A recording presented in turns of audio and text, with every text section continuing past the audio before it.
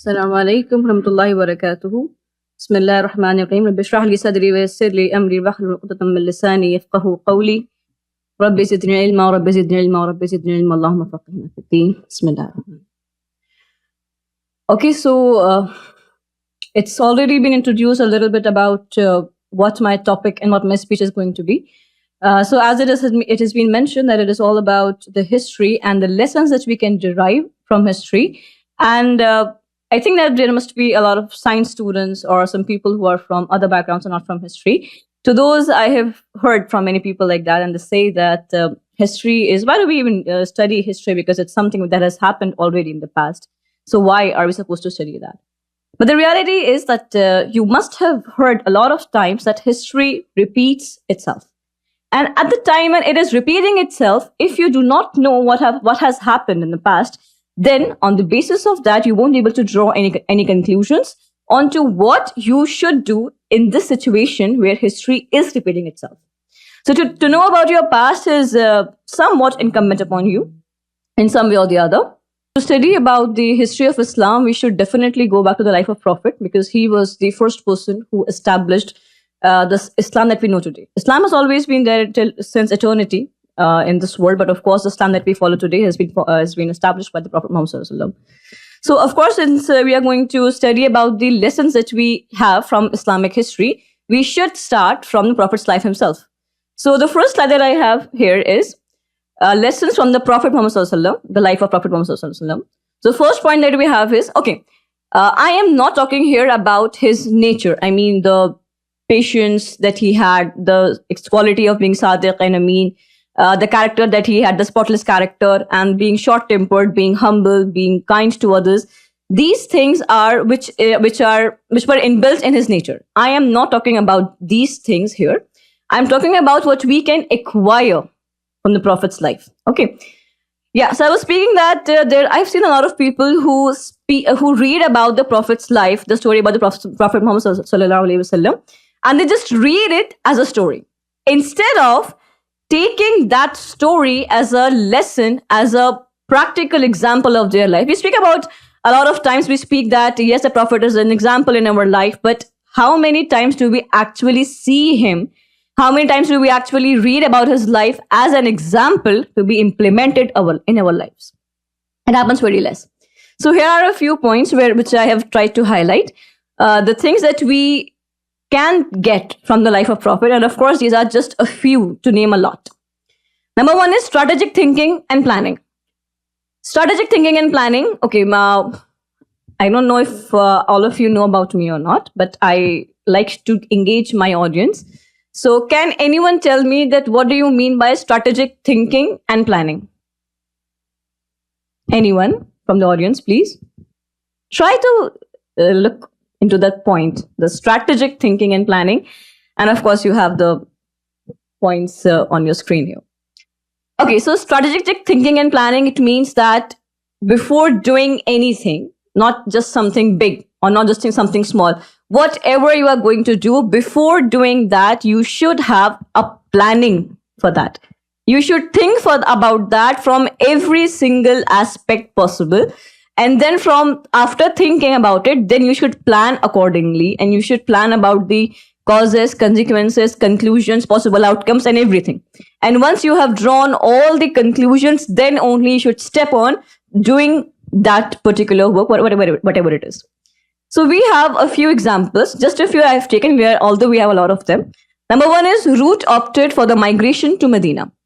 The Prophet had to migrate from Mecca to Medina, and at that point of time, he was risking his life. We know that at that point, the people of Mecca, the Quraysh of Mecca, they already plotted to assassinate the Prophet, astaghfirullah. And the Prophet knew that his life is in danger. And at that point of time, instead of staying home, instead of staying safe, he was supposed to migrate from Mecca to Medina.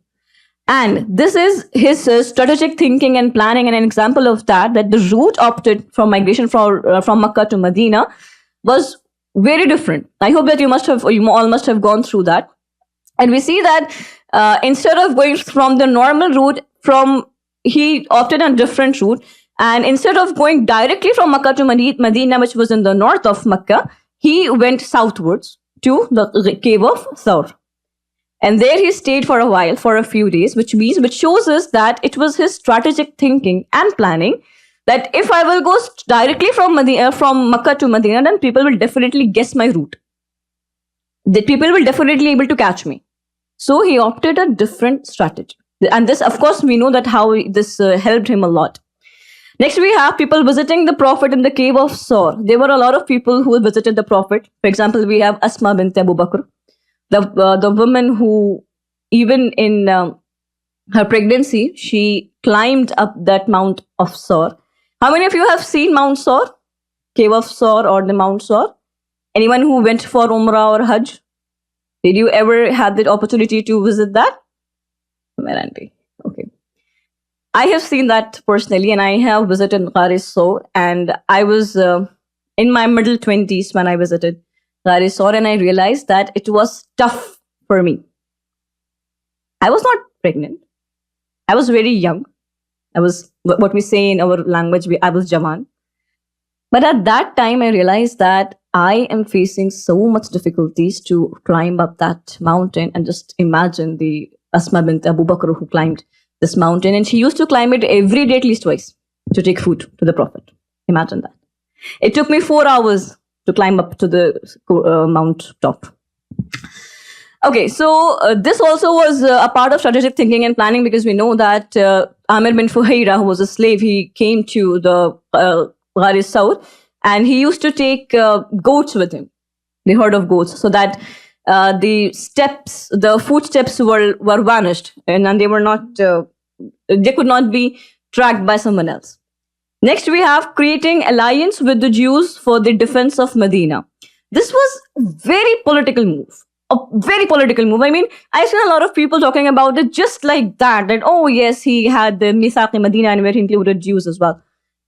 If we look at it in a very little depth, we realize that it was a very political and a diplomatic move with utter strategic thinking and planning. You know why? Can anyone guess that why was it a strategic move or a political move? Why was it not just a simple move because the Jews were living in Medina? It wasn't that simple. Because if you think and if you realize, you will conclude that at that point of time, Jews in Medina, they had no enemies outside Medina, but the Muslims had. So they knew, the Muslims knew that if Medina will be at some certain point, if it will be under attack, then it will be because of the Muslims only. Why? Because the other people, the other community, the Jews, they did not have any hostility outside Medina. So of course, if someone is going to attack to Medina, it will be because of the Muslims. So what the Prophet said, his diplomacy, you can see it here. The Prophet said that if someone attacks Medina because of you, we will help you. And if someone attacks Medina because of us, you will help us. The Prophet knew that if Medina is going to be attacked, it will be attacked for him, for the Muslims only. And this way, he gained the trust of Jews and eventually created alliance, which eventually served the interest of Muslims and not the Jews. We see across the history of the Prophet, across the life of Prophet, nothing happened in the Medina because of hostility of Jews with someone else. So this is what helped his strategic thinking and planning. If he would have said that, okay, just expel the Jews out of Medina, right after his advent, it would have created a lot of troubles for him. Right at that point of when he started to live in Medina, it would have created a lot of troubles for him. But he did not do that. Instead, he decided to create alliance with the Jews so that he can establish his governance in Medina. Next, appointing archers on the Mount of Uhud. I think this topic has been talked about a lot, so I don't have to focus much upon it. Moving forward, we have managing spies at the time of conquest of Mecca. When Mecca was about to be conquered by the Prophet, Fateh Makkah, that we say in Urdu language, Fateh Makkah, before Fateh Makkah, the Prophet managed his spies, saying that it means that he already had some spies in near the vicinity of Makkah, and he asked those spies to leave the vicinity of Makkah and move somewhere else, so that anyone who knows about the spies moving somewhere else, they will understand that the Prophet's next target is not Makkah at least. Be it anywhere else, but it's not Makkah. So it was his strategic thinking and planning that if I move my spies from Mecca to somewhere else, it will definitely help me in a way that the people won't be able to guess my target. They won't be able to guess my next move. So what the lesson that we get here is you should not show all your moves to your enemy. Mark my words. Next, choosing the geostrategic location of Marru Zahran at the time of conquest of Makkah. Fateh Makkah, at the time of Fateh Makkah, when the Prophet with his entire army, when he came from Medina to Mecca, just a few miles from Makkah, there was a valley known as Marru Zahran. The Prophet asked his army to have a halt at that position. It was a lofty position, which was at a hill, at a mountaintop. And he asked all of his people to blow their own fire, to kindle their own fire, not to kindle a fire for a group, for like 80 people or 10 people. No. He asked that every single soldier of this army should kindle his own fire, that too at a distance. Why is that? Can anyone guess? This was because if someone sees it from the distance, of course from Mecca, the Prophet wanted that to happen.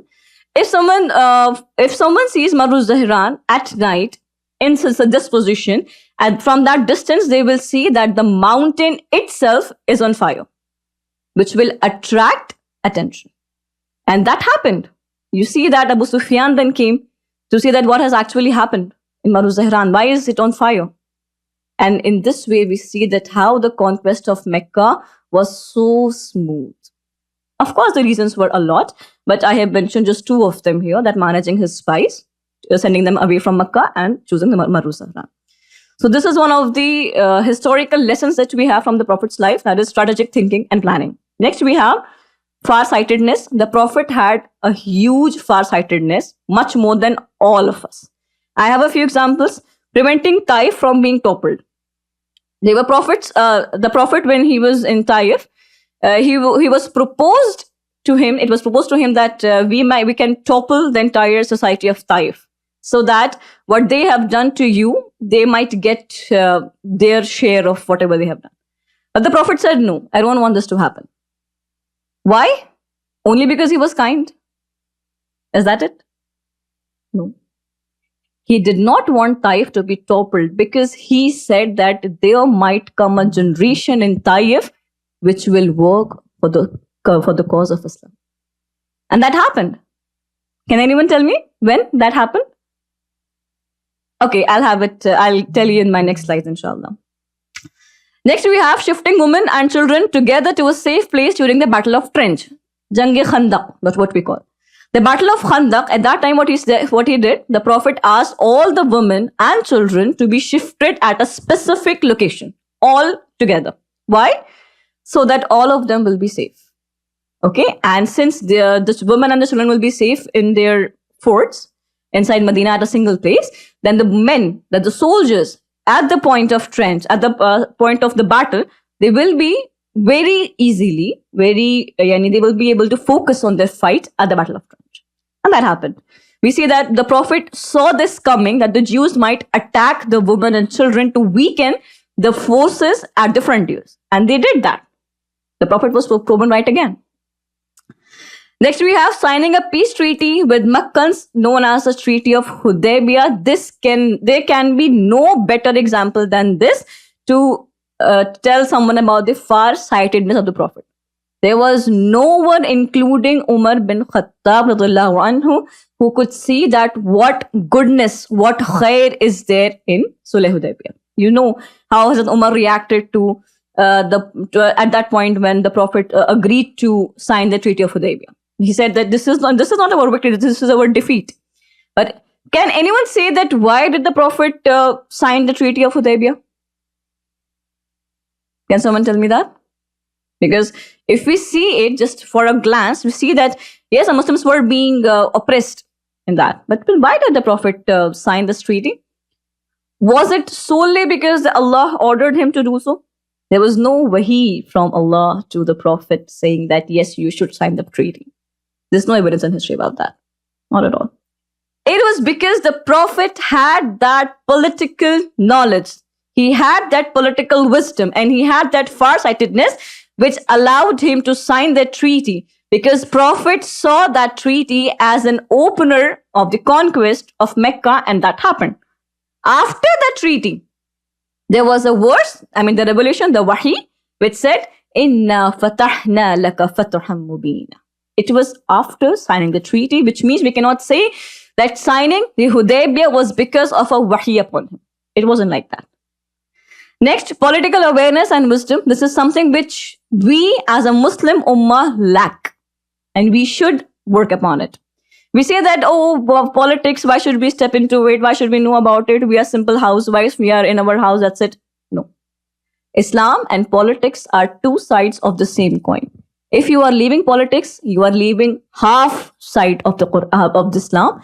And if you're leaving Islam, then there's nothing for you. So Islam and politics are two sides of the same coin. Get into politics. If you are not being able to make a politician, then at least be politically aware and have political wisdom. So first migration was towards Abyssinia, but when the time for the Prophet came to migrate, he migrated to Medina instead of Abyssinia, even though the Muslims in Abyssinia were safe and prosperous. Why did that happen? Why did the Prophet not go to Medina? Not go to Abyssinia. Instead, he chose Medina. Why is that? At least engage with me in the conversation, please. Can someone at least try? That why did he choose Medina and not Abyssinia? We can consider this. It's a good thing at least to try. Someone else?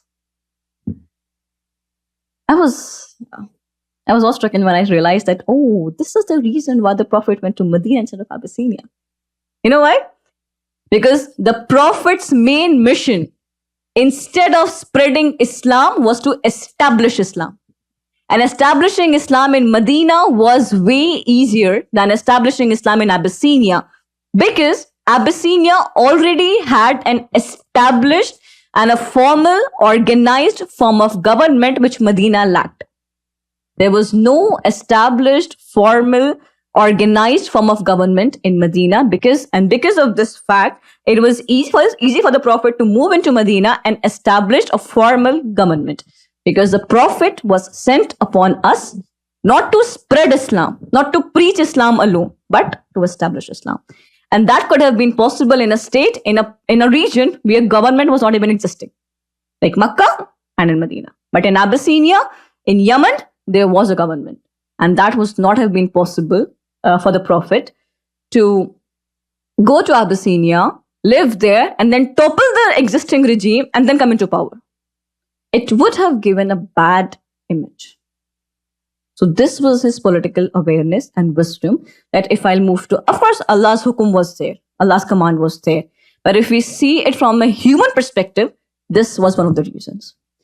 Next, keeping a check on international politics. The Prophet always kept a check on international politics, that which region, which government, which empire is getting weakened, what is happening, so that the Prophet himself, can plan his moves accordingly.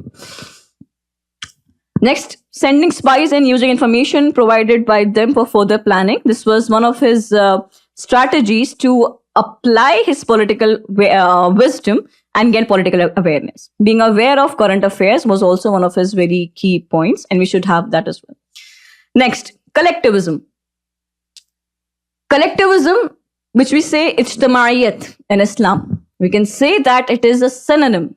Why? Because there is not even a single deed in Islam which is for your individualism. Everything that Islam has taught to you all is all about collectivism and not about individualism. If we say it's not about infiradiyat, it's all about ijtimaiyat. Islam is a religion of ijtimaiyat and not of infiradiyat. And the Prophet has proven it. You see how? The Prophet entertained Salman Farsi's suggestion. Salman Farsi was a Persian. Arabs and Persian, these two races, they were clearly enemies of each other because of racial supremacy. The Persians thought that we are the best race, and the Arabs thought that we are the best race. Because of that, it wasn't possible for a Persian to accept an Arab leader, and it wasn't possible for an Arab to accept a Persian leader. And this, when Salman Farsi, someone from Persia, suggested such a beautiful and such a strong suggestion for the Battle of Trench, The Prophet, instead of saying that, oh, you are Persian, I won't accept you. I won't accept your suggestion. No. He accepted, entertained, and even executed what a Persian suggested to an Arab leader. This is what collectivism means. I mean, the Prophet has tried to show it here. Also, we have appointing Zaid bin Harisa as the chief of commander in the Battle of Mu'ta. In the Battle of Mu'ta, we had Khalid ibn Walid radiallahu anhu. We had Ja'far bin Abu Talib radiallahu anhu as people, as command, as like significant people. They were there in this battle, in the army, in the soldiers. But even though these Quraysh leaders were there, the Prophet appointed Zaid bin Harisa, a slave, to be the commander. This shows how collectivism works in terms of Islam. The Prophet did not exclude Zaid bin Harisa because he was a slave, and nor did he prioritize Khalid bin Walid or Abu Ja'far because they were the elite class of Quraysh. No. He abolished class system, we can say. Also, we have some other example, like appointed Bilal Habshi radiallahu anhu as the Muazzin of Kaaba after the conquest of Mecca. He was a black slave, and Arabs were, of course, racially supreme, according to them at that time. But instead of appointing any other Quraysh leader, any other person from Quraysh elite class, he appointed Bilal as a Muazzin, which was in itself a very significant historical attempt. Next, we have appointed Osama bin Zaid as the chief of army. It was again similar to the second one that we have discussed. Next, we have preparing a generation and leaving a lasting legacy. I'll just quickly go through these points because we will be discussing later on these things as well, inshallah. The Prophet focused on explaining even the minute things about Islam to Hazrat Aisha. Hazrat Aisha, even though she was the Prophet's wife, but she belonged to the next generation. She wasn't the same generation as the Prophets. So, to prepare the next generation, he explained every minute thing to Hazrat Aisha so that this generation can be clearly built up with the basics clear of Islam. Then, taking Imam Hassan and Imam Hussein to masjid with him and giving them space to enjoy their childhood alongside understanding the following Islam. Keeping kids in his general gatherings, permitting Maaz and Ma'uz radiallahu anhu to participate in the battle even though they were young kids. So this was all about motivating kids to do something good instead of saying, oh no, you are small, you are little, you are kid, just leave it for now. This was not the habit of the Prophet. Preparing Hazrat Ali radiallahu anhu from a tender age and keeping Hazrat Ali by his side in every event that followed. Ever since childhood, the Prophet prepared Hazrat Ali. Okay. Obey me as, our next slide is here is, obey me as long as I obey Allah and His Prophet. Who said this? This is a very historical statement. Who said this in the Islamic history? Obey me as long as I obey Allah and His Prophet. Okay. When did he say that? I'm really impressed to hear that. Jazakallah khair, sister. Hazrat Abu Bakr, when he was appointed as a Khalifa, against his will, let me mark it here. Against his will, when he was appointed as a Khalifa, he said this. This was his inaugural address. I'm just reading it out. When all the Muslims gathered in the mosque had offered their allegiance to Abu Bakr rose to address them. After praising Allah and offering his tribute to the Holy Prophet of Islam, Abu Bakr addressed the congregation in the following terms. He said these words, O people, I swear by Allah that I never coveted the caliphate, which means that I never wanted to have this seat, this position, either by day or by night, nor had I any inclination towards it. I never wanted to have this office. I never prayed to God openly or in secrecy to confer the office on me. I merely accepted this office lest some mischief might arise at this critical juncture in the history of the Muslims and thereby adversely affect the interest of Islam. In fact, a big task has been assigned to me, which is cooperation. I wished to see the strongest of men in my place this day. Now this is beyond a doubt that I have been elected your Amir, although I am not better than any of you. Help me if I am in the right. Set me right if I am wrong. Truth is a trust. Falsehood is treason. The weak among you will be strong with me till God willing his rights have been vindicated. And the strong among you shall be weak with me till, if the Lord's will, I have taken what is due from him. Obey me as long as I obey Allah and His Prophet. This statement, that obey me as long as I obey Allah and His Prophet, this statement was delivered by the first ever Khalifa of Islam at the accession inaugural address. Why did he say that? I mean, what lessons can we have from the statement that obey me as long as I obey Allah and His Prophet? Can someone tell me? Okay, so and can anyone else tell me that why the Khalifa said this, that obey me as long as I obey Allah and His Prophet and His Messenger, and what lessons can we have from the statement? This was a very historic event, I must say that here. Anyone? Okay. That was, I mean, the lesson that we can get from here is that it doesn't apply only on Khalifa Abu Bakr radhiyallahu anhu. It applies on all of us equally. Which means that, let's take it on a very smaller unit.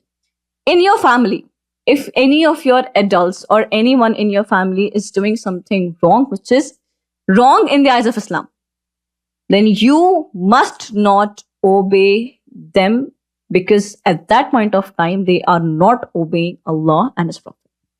You should obey your parents and anyone in your family and anyone around you or anybody in the world only until and unless that person is obeying Allah and His Prophet. Someone who is not obeying Allah and His Prophet, you are not incumbent to follow that person or to obey that person's anything, whatever he says. This is what you should say. You should think of also. Just look at Abu Bakr radhiyallahu anhu. What position does he has? He was the highest authority at that point of time. And what he said, that do not obey me if I am going wrong. Which means that in our positions, in our lives as well, we must not have takabbur enough in ourselves that we should say that no matter whatever I say, no matter whatever I do, I am right and you should obey me. This must never happen. You should have the courage to say to someone in the face that yes, you are wrong. Next, in the rule of Hazrat Umar radhiyallahu anhu, I have taken just 4 points here, and of course we had a lot of points. Number 1, he did not leave any scope for nepotism. This point I wanted to highlight specifically. Hazrat Umar ensured that anyone from his family member is far away from the government offices and official positions. Even when he was about to appoint the Shura Council to nominate the next Khalifa, someone suggested the name of Hazrat Abdullah bin Umar, the son of Hazrat Umar, and he clearly said to that no, Abdullah bin Umar shall not be appointed or elected as a Khalifa after me. Why? Because he did not want nepotism to be added with his name, ever. He ensured that nobody should say that Hazrat Umar was someone who favored his family members. He was the Khalifa, he was the Amirul Mu'mineen, and he was the strong among the strong at that time. And when he said that, when he did that, it's incumbent upon all of us as well that we should not do or favor or support nepotism in any way. Next, he ensured justice in the society, which is a very strong pillar for a successful society to thrive. We should also try to ensure that this is happening, although we are not in a position to do so right now. He established Baitul Mal, pension for elderly, food stipends for the poor. Of course, what he did was in the capacity of being a caliph, which we are not right now. But the lesson that we get from here is managing finances. Having money and managing them in the most perfect, in the most right and appropriate way, so that everyone gets his due share. He ensured that the pensions for elderly are paid out, which means that in your society, you should also look for people who are elderly, who are not able to bear bread on their own at this point of age and at this point of their lives. And with such people, you should do good, and you should ensure that they get at least the basic food, medicine, and other necessities. And next, food stipends for the poor. We should also look for people who are poor and not able to afford food so that we can do it for them. He was a Khalifa and he did that. We are just common people and we can also do that. Hazrat Umar said, and this has been quoted by Ibn Kathir in Al-Bidayah wa Nihaya, his book. He said that Hazrat Umar said, by Allah, if a female sheep dies under my care, I fear Allah will question me about it on the day of resurrection. I've quoted this hadith specifically here because this shows how humble, number one, and number two, how loyal towards his duties Hazrat Umar was. He tried to ensure that the justice is being served. It's a different story. But he knew that I will be held accountable. Even though he served his society probably in the best way possible, but still he feared accountability. And this is what each one of us should fear. As a student, as a teacher, as a sister, as a mother, as a wife, as a daughter, we all have certain duties and responsibilities upon ourselves, and we should know, we should remind ourselves over and over again that we will be held accountable even for the slightest mistake that we do.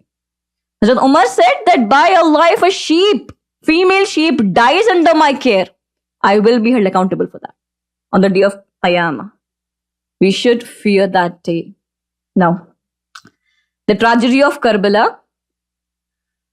I hope you all know about this sad tragedy of Karbala. There have been a lot of massacres before this as well. But tragedy of Karbala is something different and something important as well, of course. Why? Because this was the first ever state-sponsored mass catastrophe in the history of Islam. It was the first ever incident where the state, the political ruler, and his supportive people, the government itself, they hosted this mass catastrophe and killed so many people. And of course, those people were not ordinary people. They were Ahl Bayt. Shukran. So, what lessons do we have from the tragedy of Karbala? See, Imam Hussein denied bowing down to catastrophic oppression and injustice and was adamant to stay on the path of his father and forefather.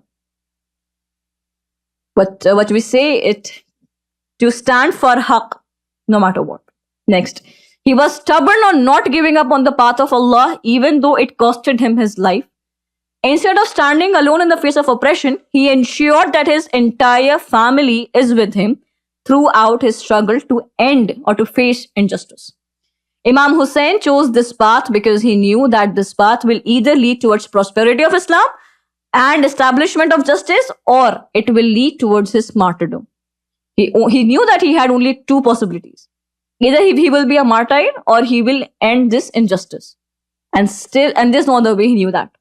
And he still went forward and moved on that path to ensure that either the justice is served or I become successful. Either ways, he would have been successful. If he would have ended Yazid's rule, he would have been successful. And even at this, what we know what happened, even when he was martyred, he was also successful.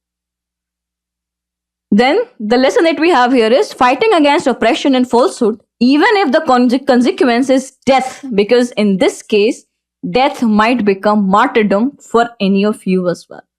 So, in this way, we can say that Imam Hussein, he knew that in some way or the other, someday or the other, he is going to be martyred. And he made this thing the goal of his life. To die in the path of Allah.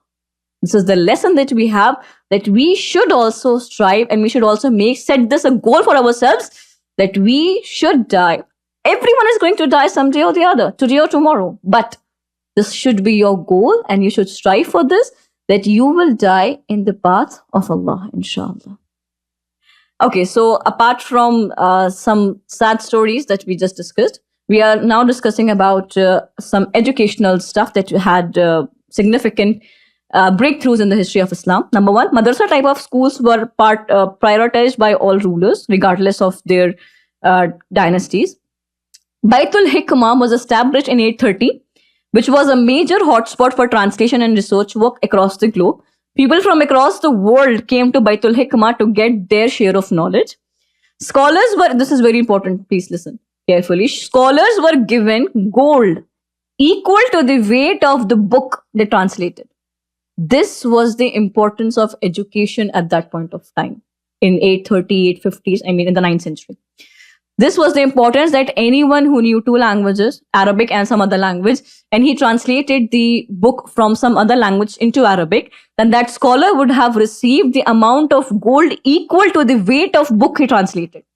This was the priority, this was the importance of education given at that time. We also have a similar statement that books in distant lands were accepted as ransom money to release prisoners of war. If there was a prisoner of war from any other nation, from any other community, then to release that prisoner of war, the Muslim rulers, they accepted books from other languages, from other nations, distant lands, as a unit to release the prisoners of war. This also shows that how significant education at that time would have been. Fatima al-Fihri, how many of you have heard her name? Fatima al-Fihri? Expected. 2, 3, okay, just a few of them. Fatima al-Fihri established first university of this world. She was a woman. And not just establishing, she was there throughout its construction as a supervisor. Of course, she ensured that she is in parda, she is covered, she's not mingling with the men. She knew her boundaries. But even after staying within her boundaries, she ensured that the first ever university, not Islamic university, just a general university of the world that was established by a Muslim woman, first ever in the world. And that woman's name was Fatima al-Fihri. Nizamul Mulk Tusi was the first person to establish a state-sponsored education institution in Baghdad. I think I missed the statement. I don't know how. Okay, now since we have talked about education, then we should talk about the intellectual marvels as well. Intellectual marvels produced by the Muslims. I could only name a few. We have numerous Muslim scholars and marvels, intellectual marvels that have created the face of the earth with a very new shape. See, Muslims have created great scholars like Ibn Sina, who wrote the book, The Canon of Medicine, which was at that time known as the Encyclopedia of Medicines. And it was the foundation for modern medicines. Next, Jabir ibn Hayyan, he is known as the father of alchemy. Umar Khayyam, he was an astronomer, mathematician, poet. Imam Ghazali, his book Ihya Ulumuddin and Fadah Batiniya, very famous. He had a lot of books written by himself, of course. One more thing that I want to add here is Fadah al-Batiniya. This book is all about the Batini sect. Batini sect was a sect at that time which was creating a lot of fitna within the Seljuk Empire. And it was Imam Ghazali and his teachings which prevented that fitna to spread across the Muslim world, because at that point of time, Batini and their holds were spreading like wildfire. And Alhamdulillah, we had Imam Ghazali that he could stop the spread of that evil. Next, we have Nasiruddin Tusi, was a great astronomer. He also had an observatory built for himself and his research and study. We have Al-Battani, he was also an astronomer. Ibrahim bin Jundab, who produced the first astrolabe ever in the history of the world. Al-Khwarizmi, who was a mathematician, and he introduced algebra. Al-Farabi, he was known as Al-Mudarris Al-Sani, the first being Aristotle. The first teacher was Aristotle, the Greek philosopher, and the second teacher was Al-Farabi. You can imagine the success he must have attained, that he was called just after this Greek philosopher. Okay. Next, Ibn Rushd, he was also a philosopher, and if anybody know about this, Imam Ghazali and Ibn Rushd had a cold war, which means that his book, Imam Ghazali's book, Tahafut al-Falasifa, it was not liked by Ibn Rushd, and he wrote a counter book, a book to counter his thoughts on Tahafut al-Falasifa. And Ibn Rushd came up with the idea of Tahafut al-Falasifa. It's a long story. Then Nizamul Mulk Tusi, he wrote Siyasatnama, also known as Siyarul Muluk. It was a treatise on politics. It was an amazing book. Al-Mawardi, Ahkam al-Sultaniya, he was also a political writer, political thinker. Ibn Khaldun, he wrote Al-Muqaddimah, and he is the father of modern sociology. Abul Qasim al-Zahrawi, he is the father of modern surgery. And it's Haytham, not Hawtham. I don't know why I wrote you instead of why. It's Ibn Haytham, who was the father of optics. So, of course, I have taken only a few names, and similarly, we have a lot of names like that. I don't remember, I'm not able to recall the name of that person. There was a Muslim scientist who discovered, or maybe you can say that he produced the first ever clock in the world. The clock with which we see the time, that was introduced by a Muslim in the Abbasid era. Yes, I don't remember his name. So similarly, we have a lot of Muslims in the history that have created marvels, and this is our lesson from the history, that right now you can see that where the Muslims stand in terms of education, research, training, optics, medicine, or whatever. We can have only a few names who have reached at that point that they have received any award for education, any reward for a particular research, or they must have experimented, or they must have discovered something new. There are very less people in this era of Muslims. But at that time, when Islam was at golden era, at that point in the golden era of Islam, we had a lot of scholars. And this is our story, and this is our legacy that we should at least try to follow. Next, we have certain architectural marvels as well. I'll just quickly name these. The Great Mosque of Damascus, Dome of the Rock in Jerusalem, Alhambra Palace in Granada, Spain, Zahra Palace in Spain, Al-Jazar in Seville, Spain, the Great Mosque of Cordoba, Spain, Great Mosque of Samarra, Baghdad, Registan Square, Samarkand, Uzbekistan, Bibi Khanim Mosque, Samarkand, Uzbekistan, Kalyan Minaratan Mosque, Uzbekistan, Sultan Ahmed Mosque, Istanbul, European side, Suleymania Mosque, Istanbul, European side, Chamleja Chamleja Mosque, Asian side of Istanbul, Great Mosque of Jenne, Mali, Africa, Jame Mosque, Isfahan. Of course, again, I have named only a few of the architectural marvels that we have had from the Muslim scholars, from the Muslim architects and designers and rulers. And we have a huge list. And today, if you see, how many architectural marvels do we have standing today, which have been built by a modern era Muslim? Only a few people we can say. I don't know even if there are people who have done something exceptionally great in terms of architecture or in terms of intellectual theory, in terms of intellectual dynamics. I don't know why, I don't know how and what happened to the Muslims that at a point where we were at peak in every field, and right now we are nowhere to be seen. This is the lesson that we should take from our history, that our, like that was mentioned in the introduction session, that the to aaba wo tumhari hi magar tum kya ho, haath par haath dhare muntazir farda ho. That your ancestors were doing great in their life, in all walks of life, in all aspects of, on all fields of this scholarship and sciences and everything. Today that we have here, the people that we have here, the Muslims that we have here, we are living just a self-oriented life, even though our ancestors, the people that I have mentioned here, these people, all of them, they have, whatever they have done in their life was to serve the society. And what we are doing is to serve ourselves and our self-proclaimed interests. Now, military conquest. I think that I have very less time left. Uqba bin Nafi'. Does anyone know who he was? Uqba bin Nafi'. Okay. Uqba bin Nafi' was 20 or 22 years old when he led the conquest of Maghrib, that is North Africa, and captured cities like Barqa and Tripolitania. At an age of 47, he founded the city of Kairouan. That person found an entire city, established an entire city at the age of 47. And at the age of 20 or 22, somewhere between that, he conquered cities like Barqa and Tripolitania. Next, Amr bin As, he was the contemporary of Uqba bin Nafi'. He conquered Egypt and established the city of Fustat at an age of less than 50 years. At an age of less than 50 years, he conquered Egypt, Fustat, and he established the city known as Fustat. Muhammad bin Qasim from Muhammad bin Qasim. Who was he? At least I hope that you guys know about him.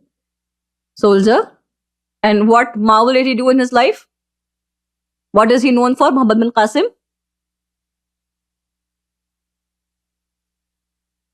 He brought Islam to India. He conquered Sindh. And that's when he brought Islam to India. And at the time when he, yes, that's what I wanted to speak when I discussed the previous point. Muhammad bin Qasim was from Taif.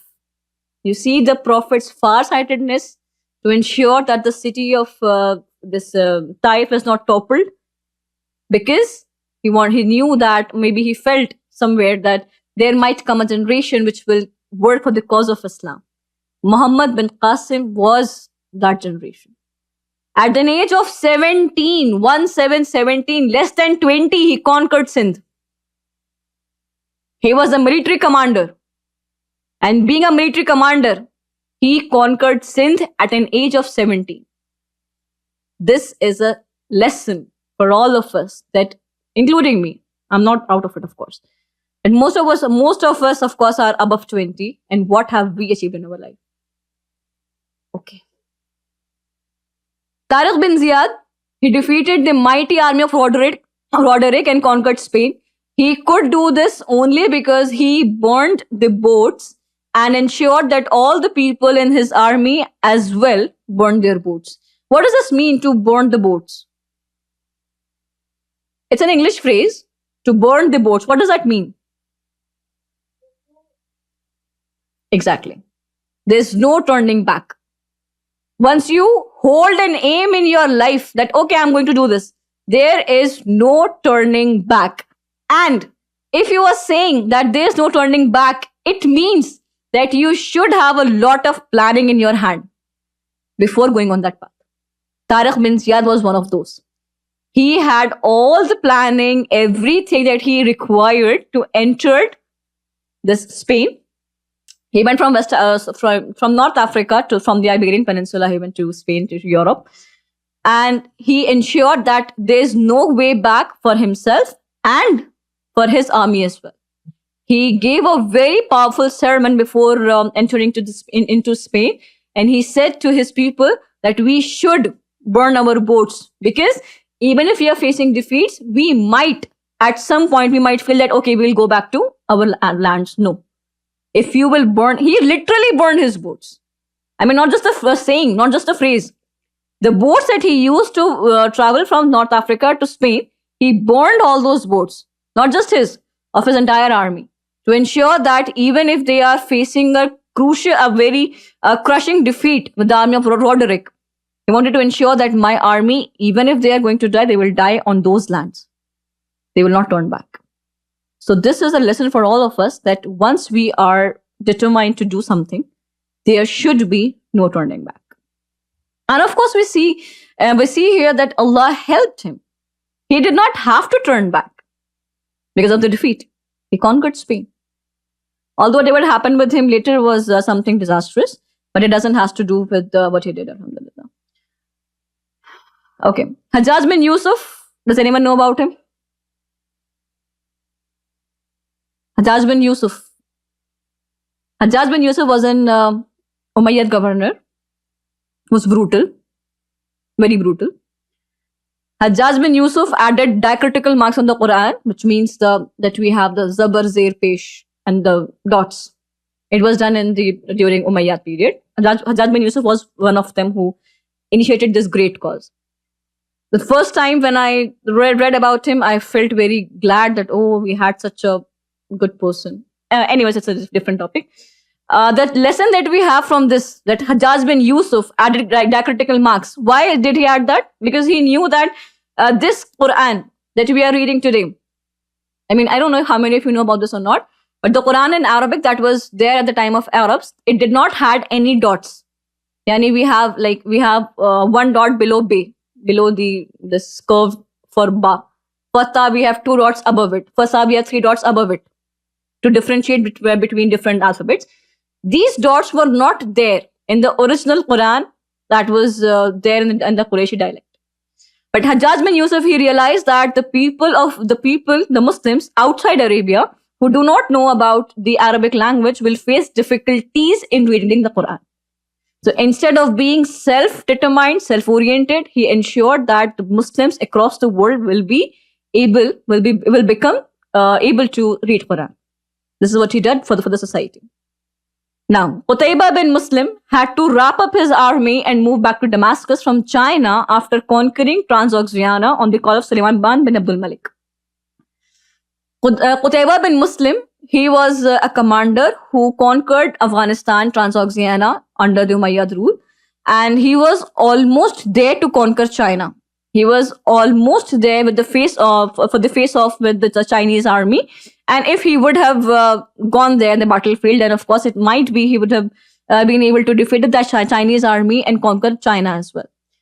But what happened that at just a few days before he was about to come into war with the Chinese army, Sulaiman bin Abdul Malik, the expected future king of the Umayyad, he wrote a letter to Qutaybah bin Muslim and he said that you should come back without fighting. He didn't know what to do that, so he came back. And because of that, Islam was never able to reach China. I mean, in terms of conquest, Muslims were never able to conquest China. And Sulaiman bin Abdul Malik is known to be one of the incapable rulers. So the lesson that we have from this incident is if we are bowing down on in front of an incapable ruler, then we are doomed to be destroyed. And this happened with Qutaybah bin Muslim. Mahmud Ghazni conducted his first out of 17 successful raids on North India at an age of 29. Below 30, he was below 30 when he conducted an entire raid on North India and he was successful. At an age of 43, Sultan Alp Arslan conquered eastern Anatolia in the Battle of Manzikert. One more. Okay. Salahuddin Ayyubi's series of conquests. Salahuddin Ayyubi, of course, how many of you know about him? Alhamdulillah, most of you. What did he do? Why is he famous for? Brave. Okay. What did he do? Yes. Okay. What else? He conquered Jerusalem. It's true. Undeniable fact. But what else? Is he known for only one incident of his life that he did? No. He was a great person. Let's see here. Salahuddin Ayyubi's series of conquest. He conquered a lot of lands. Not just Jerusalem, but yes, Jerusalem is important. It holds something significant, different.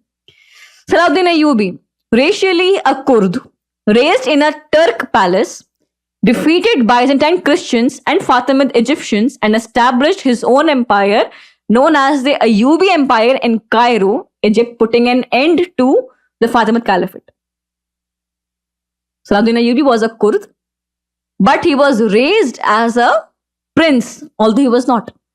Raised as a prince in a Turk, Nizamul Mulk, Nuruddin Zanghi's palace as his son, of course, even though he was not.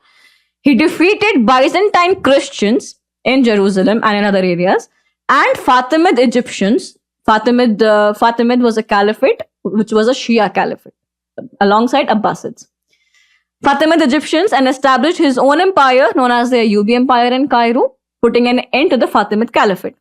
So, before conquering Jerusalem and before attaining this victory, it was Salahuddin Ayyubi who defeated Fatimid Caliphate, which was a Shia caliphate. And Shia caliphate means dividing the Ummah into two groups. A Sunni caliphate in Baghdad and a Shia caliphate in Cairo. So he was at that point of history, Salahuddin Ayyubi was the first person or the only person we can say who united the two divided groups of Muslims. And this was his first victory apart from the victory of Jerusalem. Then Salahuddin Ayyubi took hold of Darul Hikmah. What is Darul Hikmah? Not Baitul Hikmah. Baitul Hikmah is different. It was in Baghdad. I'm talking about Darul Hikmah. It was in Cairo, Egypt. And it was established by the Fatimid rulers, who were Shia, of course. And this education institution served only the Shia cause. Salahuddin Ayyubi was the only person who caught hold of Darul Hikmah and changed it into a Sunni propagating center, or you can say an institution which served the Sunni cause.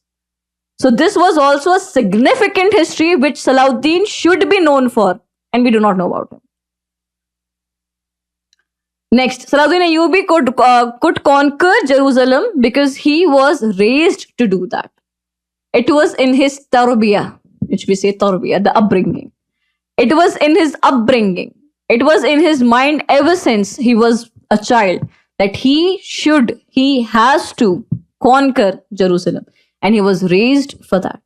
How many of us can say that we have raised our children to conquer Jerusalem? Why is that? Nobody in India. I like that answer. That's a bitter reality.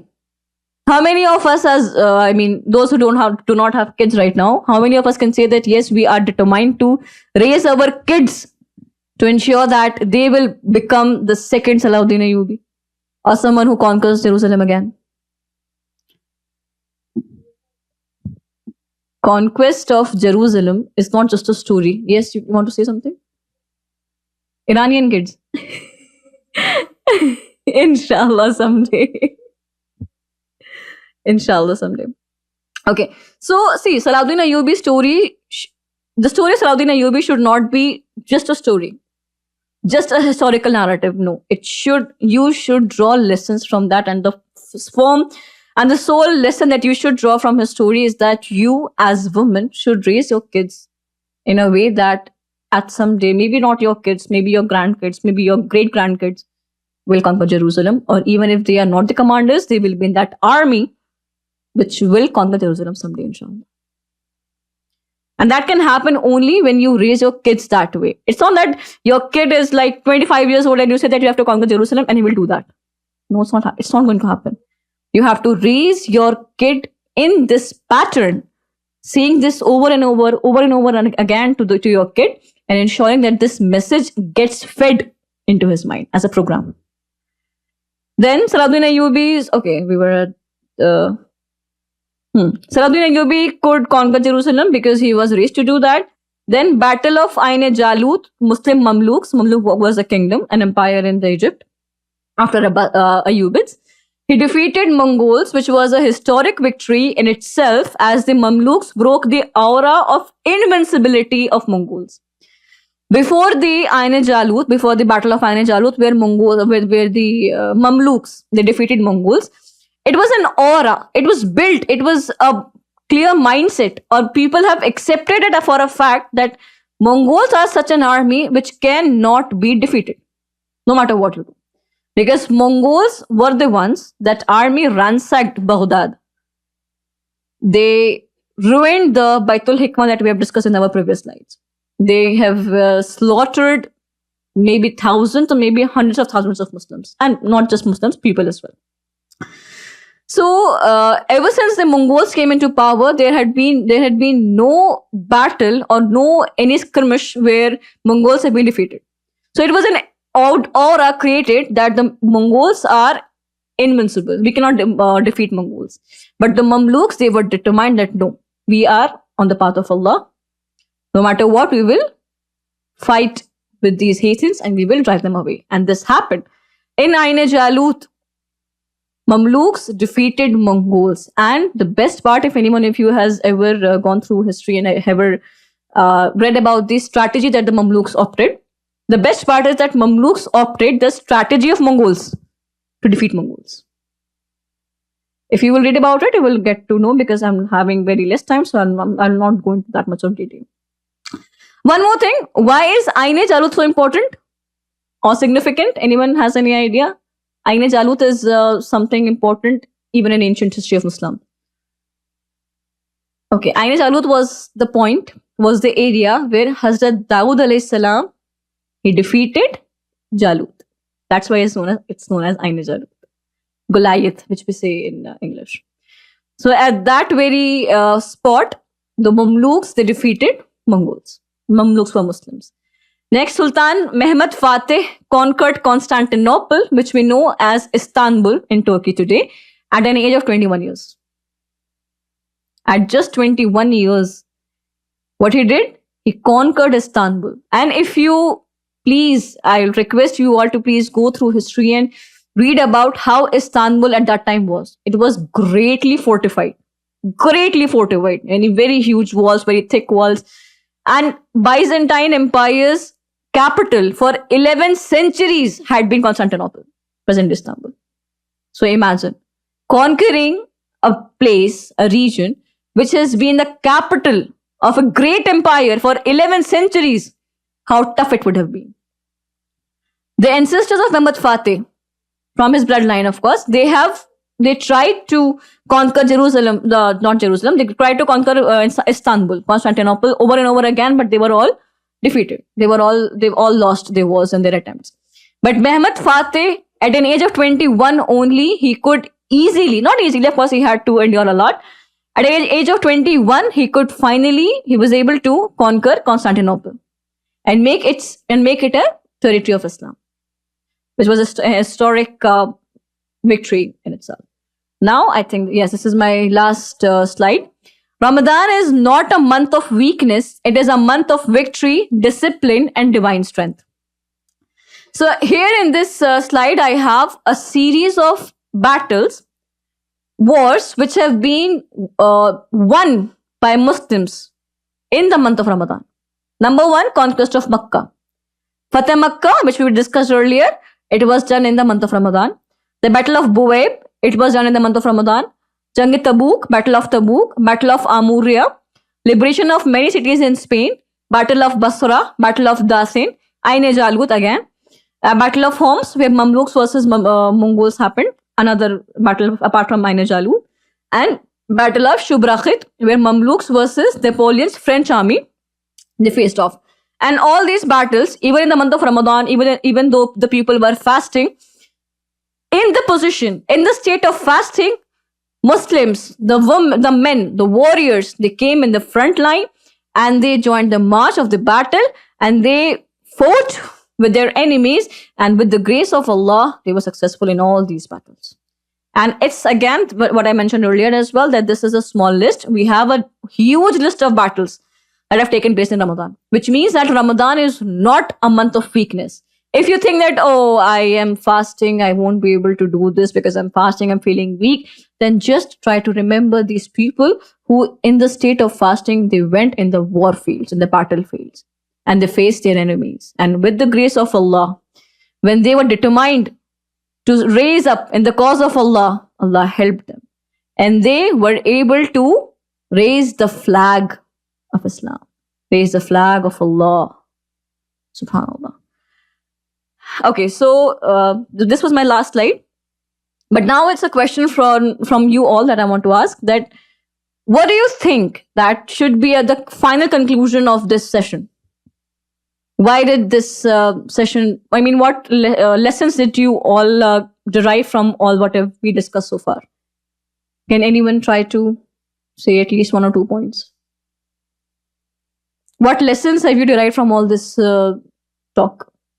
I have received some points which were beyond my expectation, and I'm really happy to hear that. Okay, so see, there is no particular correct answer to this question, that what lessons have we derived, because this solely depends upon the way you think it is. And see, whatever life you are leading, I don't know about that. And whatever life you are leading, lessons from this lecture will go accordingly. So one of the main that I wanted to emphasize upon is that, as someone mentioned, that first of all, reading history is important. Okay, number one, reading history. And when I'm talking about history, I don't mean the Prophet's life only. Of course, it is important. I'm not denying that. But beyond that, there is also a huge and rich history which we should know.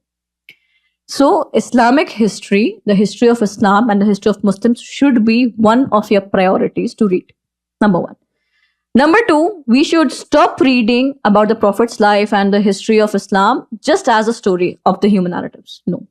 We should have a specified lens to go through history. And that lens should be in a way that whenever you read a historical chapter or historical element of the Islamic history, then you should think that, oh, okay, this happened in history because of this. And this led to this. the conclusions. You should draw conclusions, and you should start to read between the lines. Okay. So reading history, not just with the narratives, but with a particular lens is important. And as Uzma's sister mentioned, that raising our kids just like the Sahabas, just like Salahuddin Ayyubi, because all of these people whom I have mentioned in my session, they were raised from, most of them, not all of them, of course, most of them were raised by great mothers. So this specific talk with the women in the women's wing is only because we wanted to address this issue with the people, those who are already mothers and those who are yet to be mothers, inshallah, that the generation that is coming is in your hand. Use your hands wisely, because you will be held accountable about your responsibilities. And as a woman, it is your responsibility to raise a kid. So you will be questioned on the day of resurrection, that how did you take care of your responsibilities? Cooking at your home, cleaning your home, and doing other household chores, these are important, of course. But raising a kid in a way that that kid becomes a pillar of Islam, a mujahid of Islam, is what a woman should think of. Jazakallah khair. Assalamu alaikum.